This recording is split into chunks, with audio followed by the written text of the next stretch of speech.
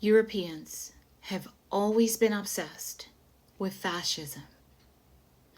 Let's dissect this, historically speaking. Let's take it from the beginning. Because the issue is, we tend to treat fascism in one of two ways, depending on where you stand politically. What's a grotesque misinterpretation of fascism is when people take to the streets to exercise their right to protest, right? Peacefully. In today's America, they're calling that fascism. But let's talk about historically, what is fascism and what it means and why it's so important today to understand what you're seeing unfold.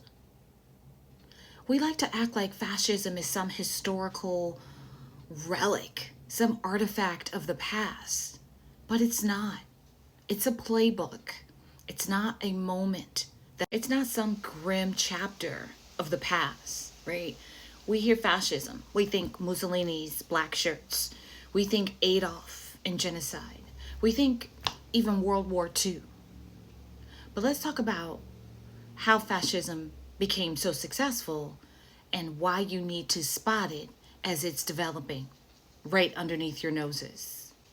Because this ideology is a playbook. It's a trap, literally. It's a playbook of myths, mobilization, and power. And it still echoes today. So let's peel this back. Let's start from the beginning. I'm going to try to keep this as simple as possible. For the more in-depth explanation, go to my Buy Me a Coffee. I call it Buy Me a Book.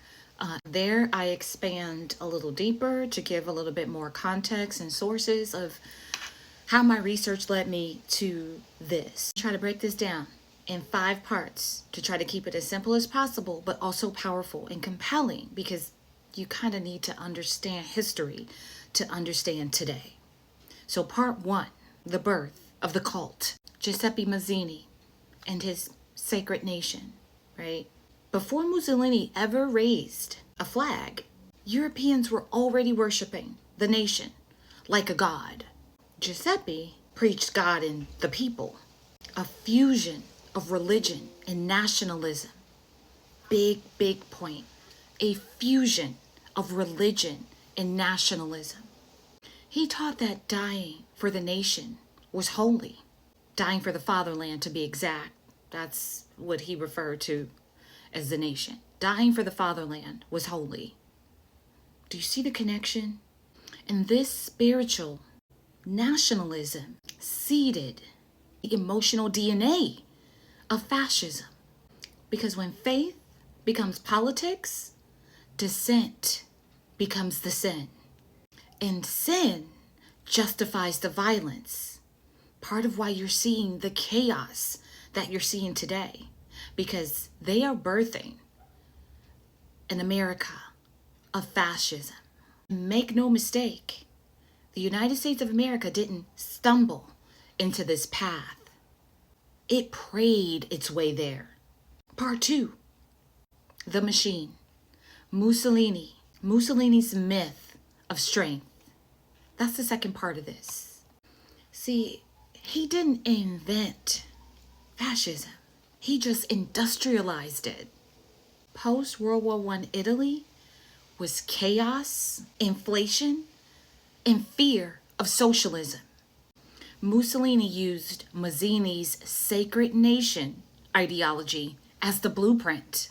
He weaponized pageantry, rallies, uniforms, slogans, violence, to seduce the masses, to appeal to the lowest level of humans you can muster up.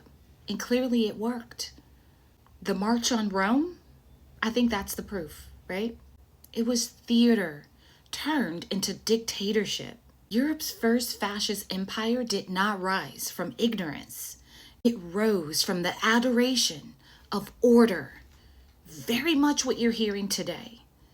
Order, restoring the nation to Christian values.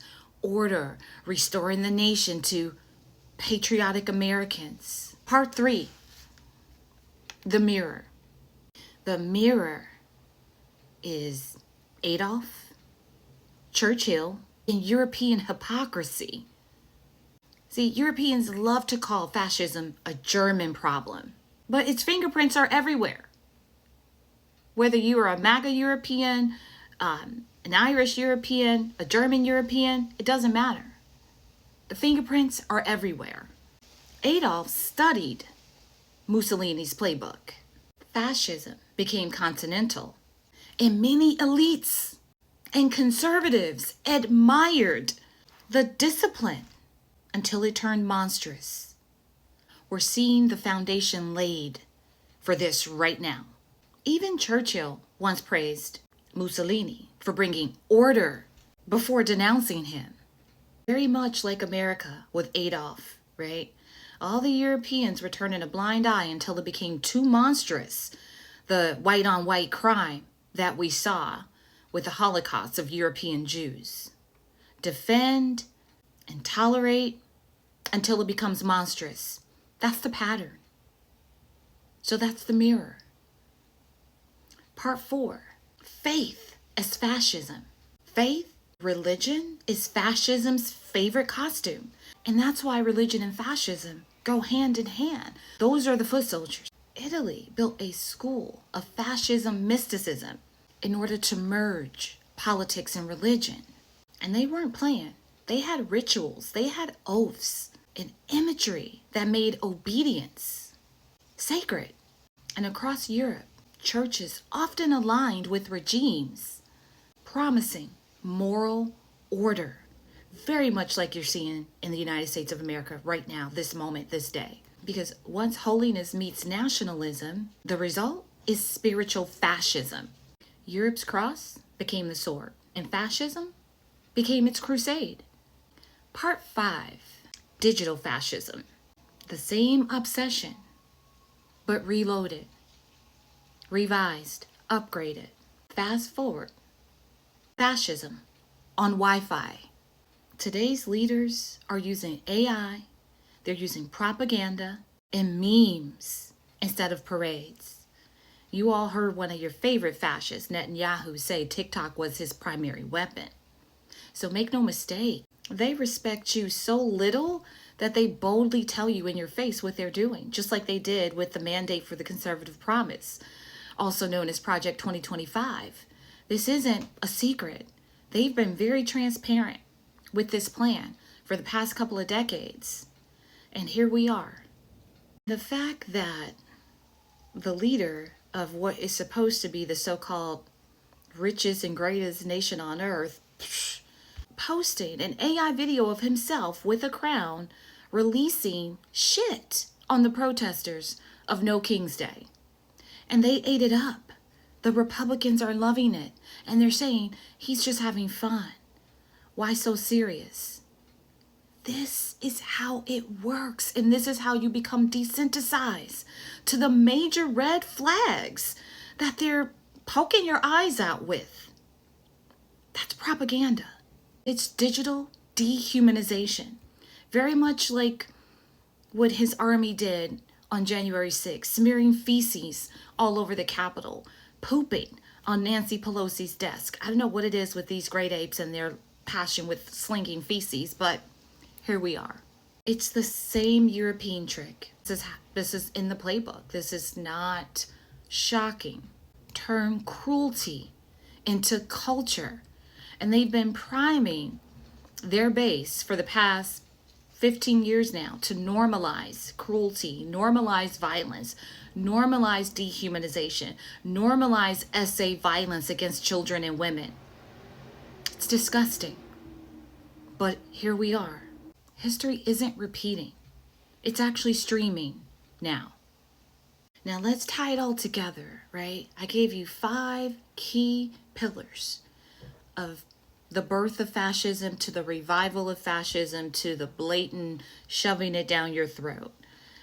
Because at the end of the day, never forget, Europe taught the world how to mythologize power. And if we don't fight back now, it's just going to teach us how to lose freedom all over again. The ball is in your court.